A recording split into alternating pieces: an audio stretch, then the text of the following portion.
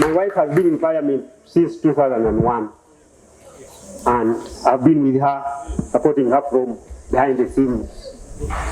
The subject of my discussion today is ethics and integrity, intrinsic values and virtues for national leadership in Uganda. Members of Parliament in Uganda. But I want to give you a background to this. Before this subject, there's some background discussion that members talked to me, and they said many marriages flounder along the way, especially marriages to politicians. How have you managed to hold it together all these years? How have you stayed on? So they asked me, are you willing to come and share your experience? The many members of Parliament, I said, yeah, I would very much want to do so. So here I am. The topic is intrinsic values and virtues for national leadership in Uganda, the benchmarks for members of Parliament. I'm going to pick out two words here that I'll be referring to for quite a while. Values and virtues. Values and virtues, if you check the dictionary meaning, they seem to be the same. But virtues have a higher level than values. I'll give you an example. Values are societal. They are designated for a certain society, certain group of people. For example, in our cultures in Uganda, there are tribes that kneel. They tell the girls to kneel before. Yes.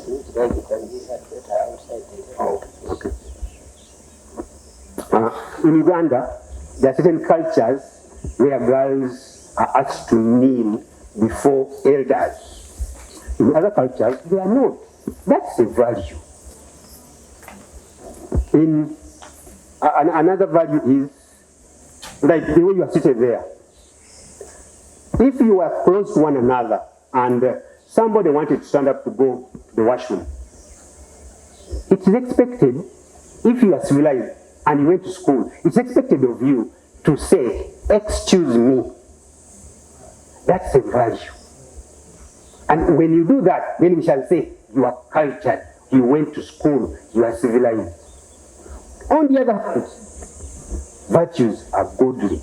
They are standardized, they cut across, whether you're Chinese, whether you're what. Virtues are standardized. They are no respecter of persons. Example, honesty, faithfulness, accountability. Virtues are higher than values, but many times people use the word values. Values have a lesser say than virtues. Next slide, please. I want to start with that quote. I want to speak from the point of view of the father. Fathers, damaged by their fathers, pass on the broken baton to their sons. We are living in a broken society. But why is it a broken society? Because our fathers, because my dad was not perfect. So he passes on his iniquities to me. Then I also pass on my shortcomings to my children. And my children pass on those to on and on and on. The question is, when will this stop? Who will stop these shortcomings? Who? I would like to submit tonight that fathers have a very strong role to play in the family, in the society. Why? Because when God was making man, he only went to the soil once. He never went back. He never went back. He only made one man, Adam. When he was making the woman, he didn't go again to the soil. No. He made the man's hip, he picked out the rib and made. another human being was female. Men are the foundation. Next slide. Father is the foundation. Father is the foundation of the home, is the foundation of the family, of society. Just like the foundation of any building, the foundation lies in the ground very strong. And most times you never see the foundation. For cities and town councils where there are strong building boards, if they come to inspect and there's a crack on the foundation, they'll ask you to demolish the building. The foundations holds the whole structure together for generations. That is the role of the father. Many men do not know this.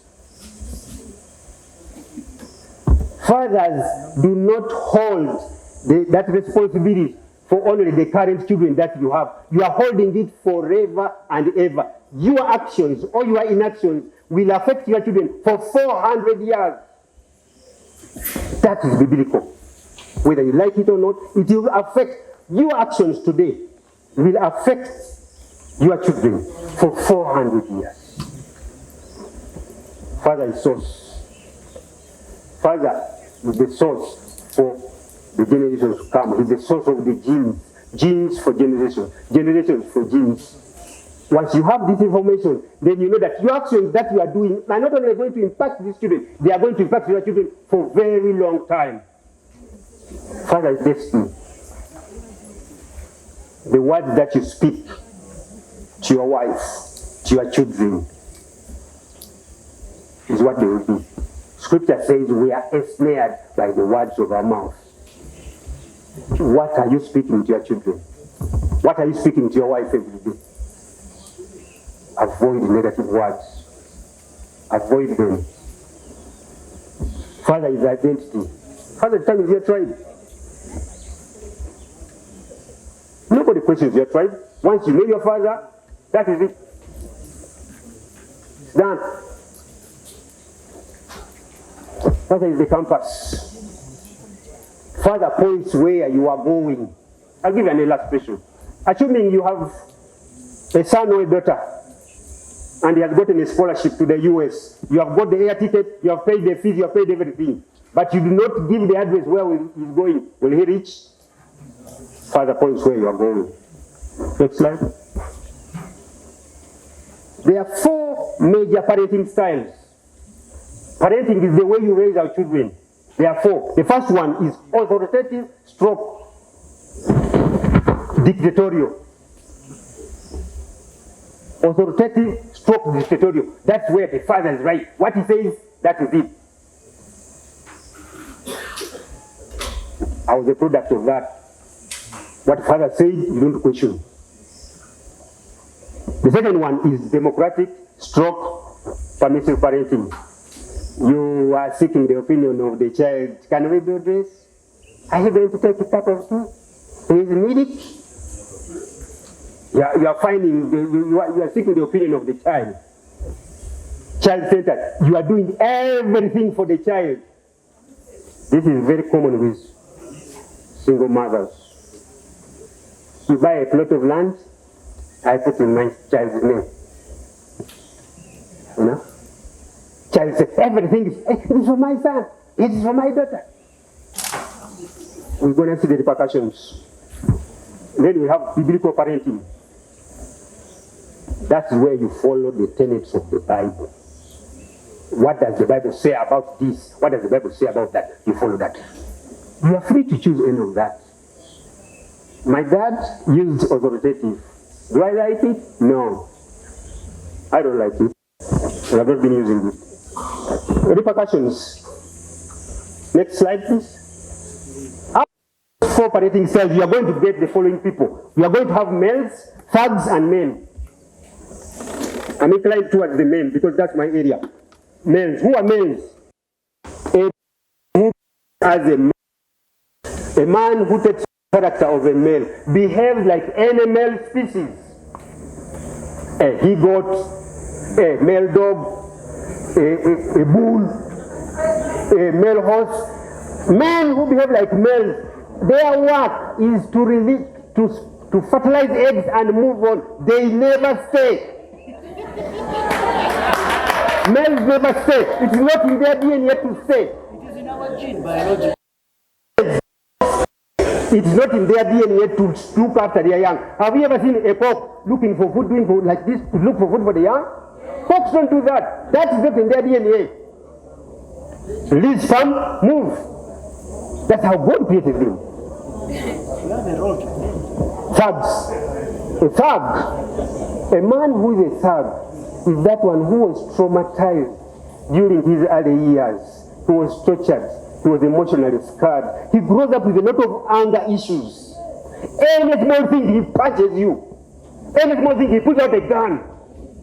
He shoots you at slight notice. He doesn't actually warn you. That's a thug. And we have so many thugs, some of them put on suits.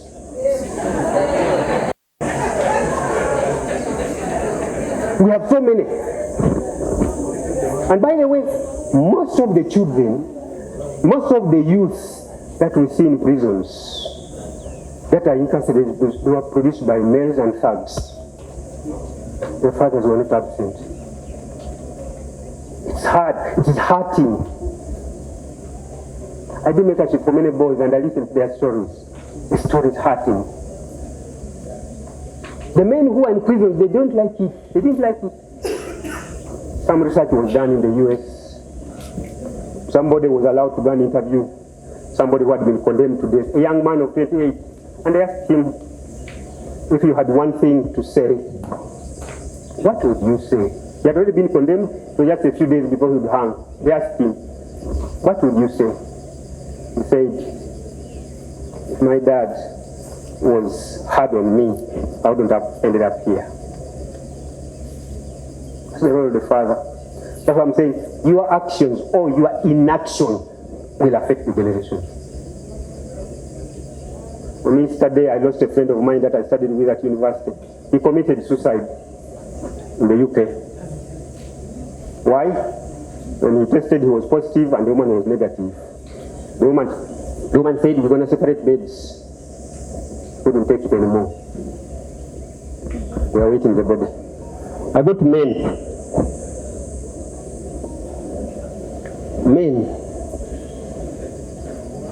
Man is the one who was created in God's own image and likeness. The man I want to talk about is the one who was created in God's own image and likeness. How do we know that man? We're going to define him by the 6 P's. Going to define him by the 6 P's. No, but before that, you have some statistics about the males and thugs. Can you show? Yeah. Let's show some statistics about the males and thugs. A study was done a few years ago in the United States of America and produced the following statistics. 85% of all homeless and runaway children are from fatherless homes. 85% of all homeless and runaway children are from fatherless homes. 71% of all high school dropouts come from fatherless homes. 75% of all adolescent patients in chemical abuse centers come from fatherless homes. Chemical abuse centers, that's the people who take drugs, weed. 63% of all youth suicides are from fatherless homes. 70% of juveniles in state-operated institutions come from fatherless homes. 85% of all youth sitting in prisons grew up in fatherless homes. 80% of all rapists come from fatherless homes. These are statistics. Next slide, please. In another study done in January 2009, in two male Kenyan prisons, a story was no different. In Nairobi West prison, it was found out that out of the 200 male prisoners, 52% grew up without fathers. 10% had abusive fathers, and only 10% had good relations with their dads.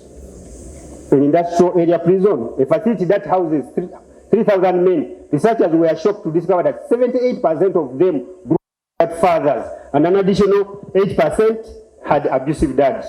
Of the remaining 14%, 6 had passive dads. When a father doesn't do his job, or he does it poorly, everyone suffers. It's unfortunate, but many young men do not have good memories of their dads. In fact, by and large, ours is a fatherless generation or an under-fathered generation. The society that we are in is under-fathered. Fathers are not playing their role.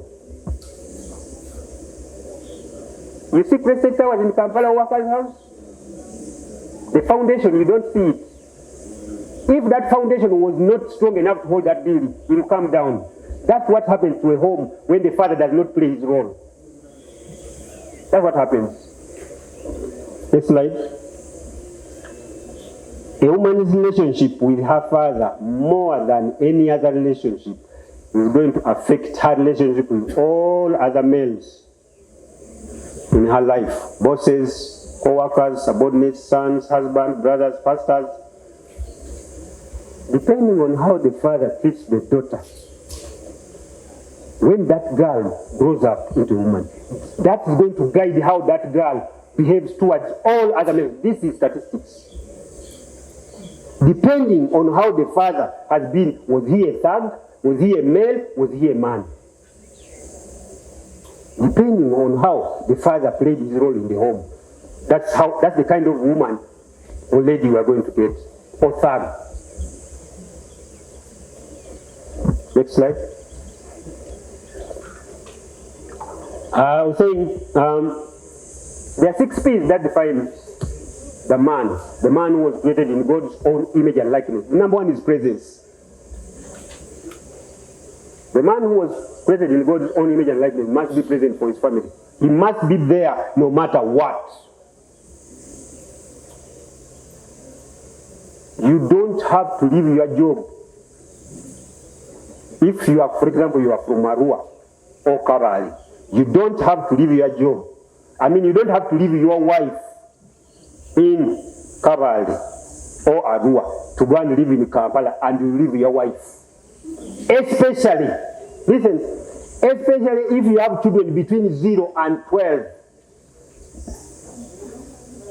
That is the time when bonding takes place. That's when it is critical for you to impart your values and virtues into those children. That age between 0 and 12, very critical indeed.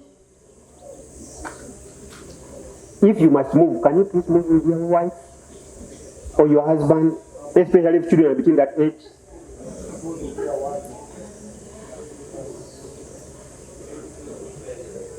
I will receive reactions.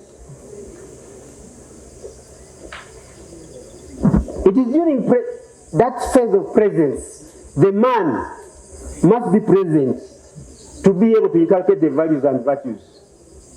In Proverbs 22 verse 6, the Bible commands us to train our children. Is General around? Proverbs 22 verse 6 says, and when they are old, they will never depart from it. In my opinion, the reason why we have unemployment is because we teach children. The Bible says that to train the children. The Bible says that to train, for us we are teaching. We are teaching them to cram stuff. In the army, are you taught or you are trained or both? In police, do they teach the police or they train and teach them? If you are not present, there is no way you are going to train your child. I'll give you an example. Tiger Woods was trained by his father starting at 6 months. Tiger Woods right now is worth $900 million US. The father started training him at 6 months. Please listen to me carefully. I'm not saying 6 years, 6 months. The father of Serena and Venus Williams started training those girls at 3. Right now, Venus Williams, it was $225 million US. Venus is worth 95. Why? The dads put it to train. The Bible says train. For us, we are teaching. Under presence, the Bible also commands us to instruct the father. The father instructs the children. The mother teaches.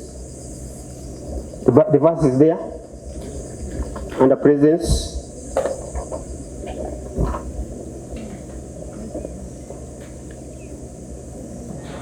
Proverbs 13. A wise son heeds the father's instructions, but a scoffer does not listen to rebuke. Proverbs 1:8. Listen, my son, to your father's instruction.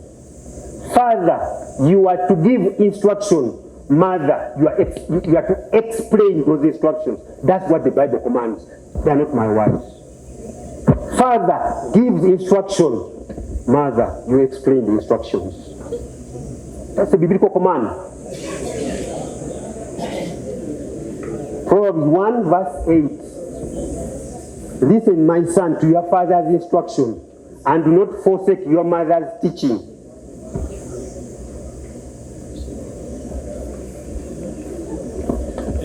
Protector, provision.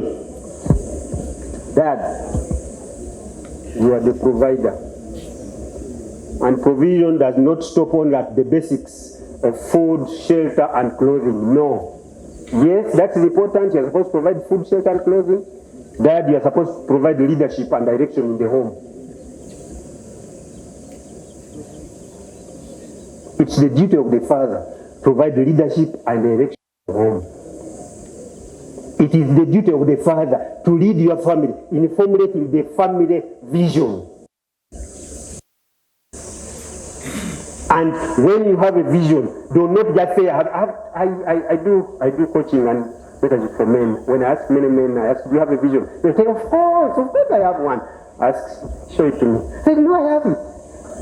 The Bible says, write your vision down and make it clear so that the hearer knows that. Write it down. If it's not written down, that's not a vision. It's a wish.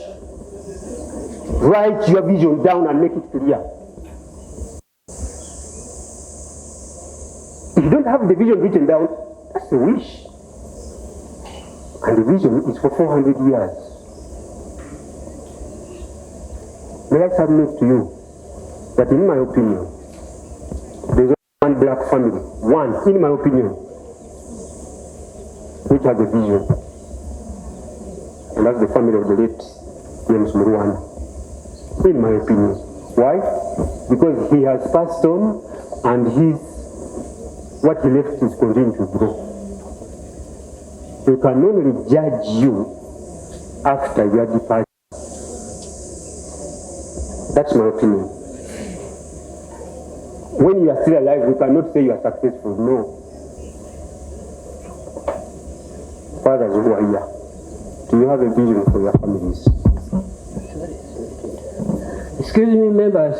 I'm sorry to interrupt our beautiful presentation, but I'm hearing some members murmuring in some corners.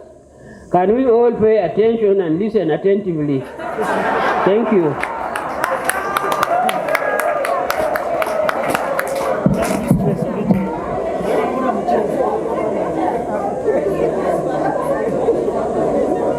As a family, as a father and the head of the home, have you come up with the family core values and virtues? When you are present in the home, can you come up with the family values and virtues? Such that when you have a teenage son and he's arriving home after 6, 7, you tell him, no, in the Lumumbas we don't do this. Do you have them? Do you have a family mission statement that defines who you are? If you don't have this, no, you have to go back to the drawing board. You have to come up with the family vision, family mission, family core values, family core virtues. Those are the things that guide you. And you have to work through with your children as they grow up. Let me tell you, you miss this step, especially between 0 and 12. To be with your children, you've lost it. You've lost it. I arrived a bit early and I had a discussion about the youth. The youth are older because as parents, we've not done our job in the home, first in the home. What have we done? Okay, fine. If you have done for your own children, well and good. Have you taken on one stray kid? Have you picked on and say, I'm going to make this one? What have you got work to do?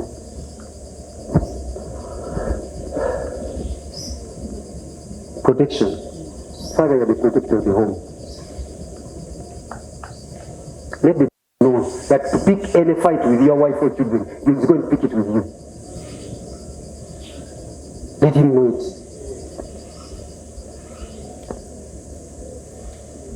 And this is why I call upon all men to be physically fit. If you are moving in the street of Kampala and your wife, and then somewhere picks up it, get him.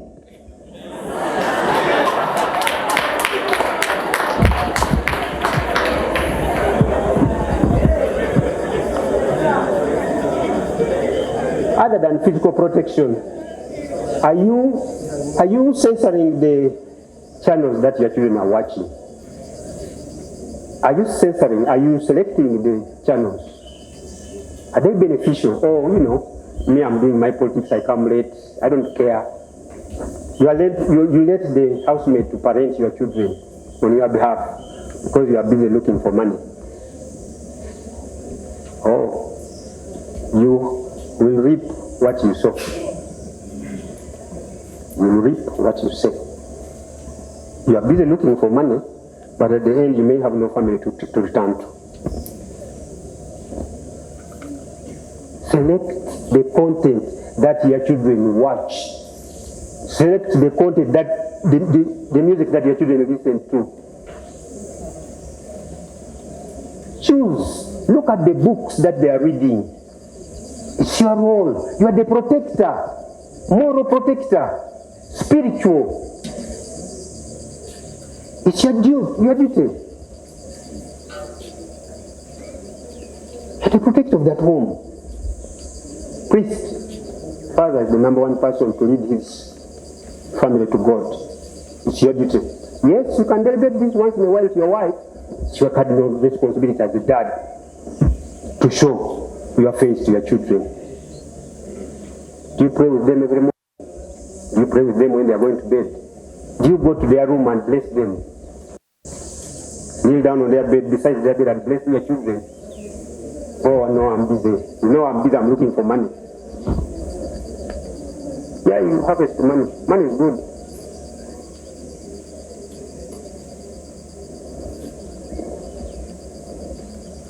Under priests,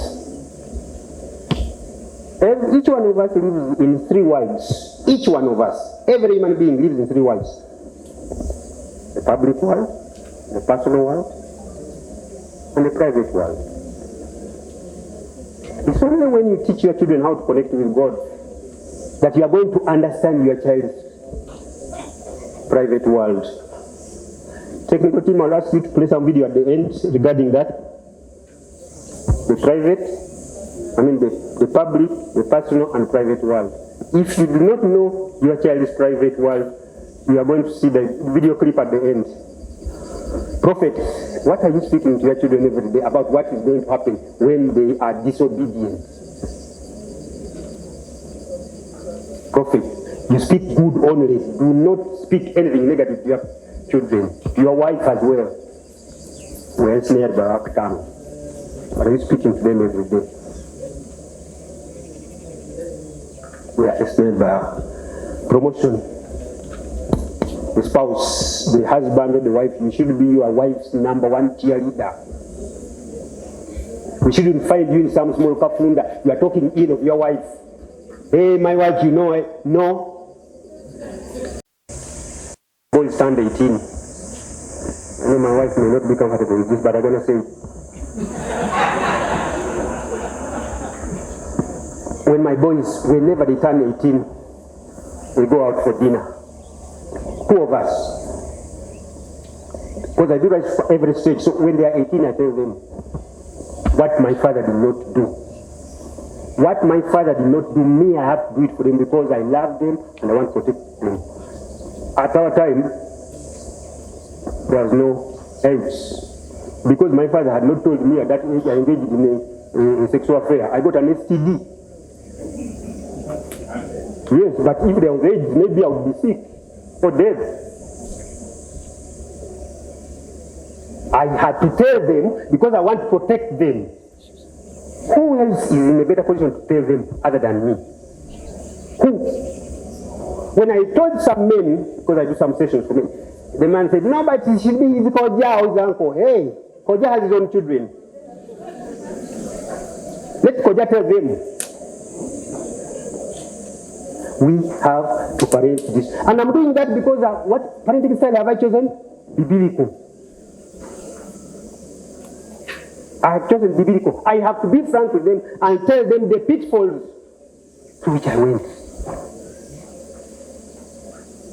So, if I keep quiet, I will reap what I'm sowing. I don't want to do that. Do I blame my father for having not done? No, at this time he didn't know. My father didn't know. I don't blame him, I forgive him. In fact, my father, when I was in senior 2, my mothers were at home, there were 4. He was still importing women. He was importing women into the house, and then the first time when I saw the woman, he says, hey, you don't have to go and tell your father, your mothers, you are also a man.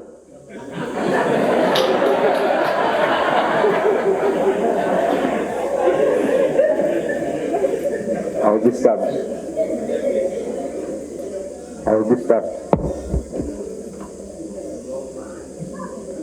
I said, this is how it's going to be. So I have vowed never to repeat my dad's mistakes. Never. I'm not going to repeat my father's mistakes. No. He made his mistakes, I'm not to forgive them. Can't forgive them. He didn't have the information that I had. Next slide. I have a question for the fathers who are here. You have a daughter aged 18 to 22. She is getting into a relationship. How do you advise her? You have a daughter 18 to 22, probably she's at university. How do you advise her? Many men get it wrong. If you have a daughter, she's 22, she's at campus, and she's getting into a relationship. In fact, I could even ask this question this way. Assuming you have your dream car, you have finally attained your dream car, worth 1 billion shillings, and some young man walks in on a Sunday and says, hey, can you give me the key to your car and I don't drive it? Will you give? But here you are, a girl is 22, and some young man just comes in and you let her go. Wrong. Very wrong. What should you do? When you have a daughter in whom you have invested, you paid her school fees from nursery up to university. You treated her in the best hospitals possible. You cannot just let any other man, any other male walk off with her. Why? Because this girl is very innocent at that age. She has no experience in men. How do you expect her to make a decision to choose the right from the wrong? How? Only you, the father, can guide her. Girls can choose, but fathers should decide. Fathers should confirm the decision. Girls can choose. When I mean choose, they choose the external. You know, they normally want tall, American heights, 6-pack. That's what they like. That's external. But who is that person who has X-ray eyes? Who can see the character? Only the dad or the dad alternative can do that.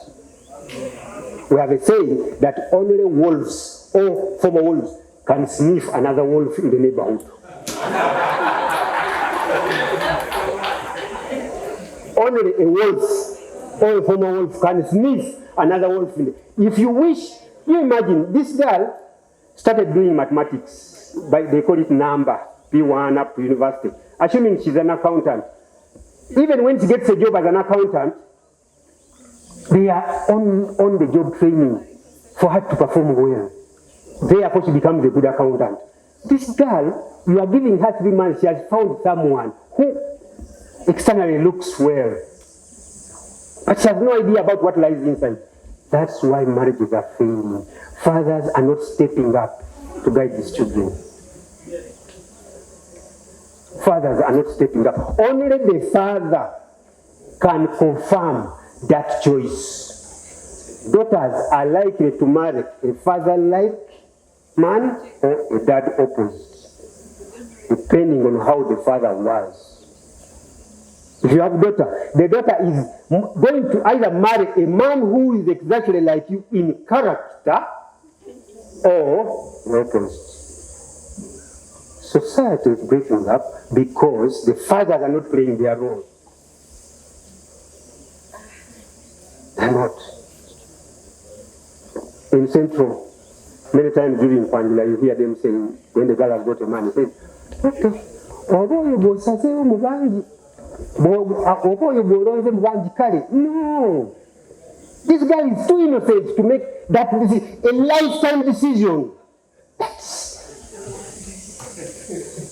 She's too immature to make that decision. Father should get involved. Go out with this boy. Ask if she has got a boy. First, go out, 2 of you, 30 minutes, take a cup of tea, talk to this boy at least 4 times, 4 successive times, find out about this boy, especially about character. You will sniff it. Yes.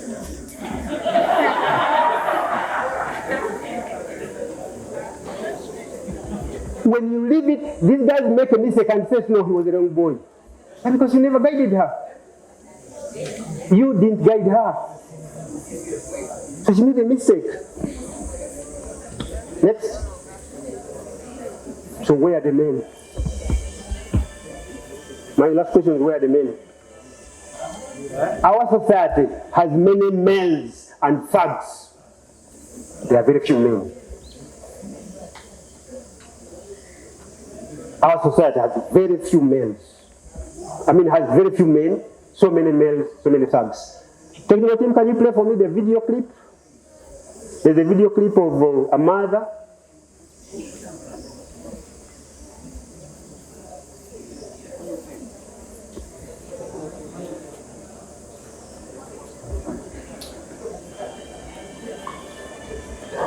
Technical team? Charles.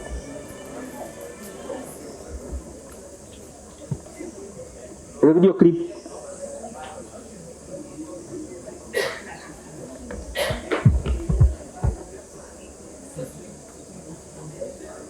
As the clip is coming, I have one last point to say.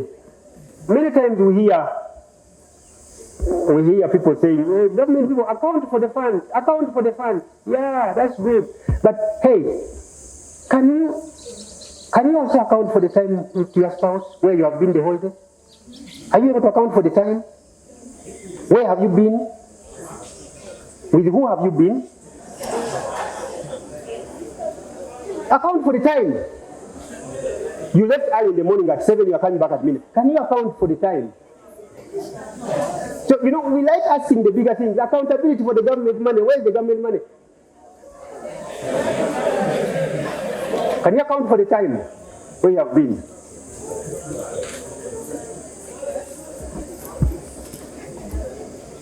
Have you got that clip?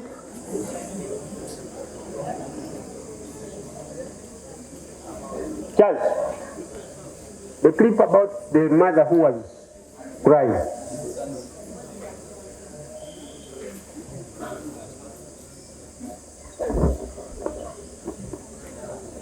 Okay, I think, let me just summarize for you the clip, what the clip about. A mom in Kenya, her son committed suicide. A 20-year-old boy committed suicide. And she was crying. In the video, when you see it, she was crying. She was actually weeping, not crying. She was weeping about the loss of her son. And he was a lovely boy. He was a fun-loving boy. In the whole clip, which is about 5 minutes, she never mentions anything about the father. Men, ladies and gentlemen who are here, God made us two to raise the children. You are supposed to, the man brings 50%, the lady brings 50%. Even if you have the money, you cannot single-handedly raise that girl into a fully grown-up woman. Even when you are a woman, you cannot raise that son. There's something that the boy will grow up lacking. In that clip, she's only talking about, I did this for him. No. They need their father. They need their mom as well. So there's no clip. I'd like to end here. Thank you very much.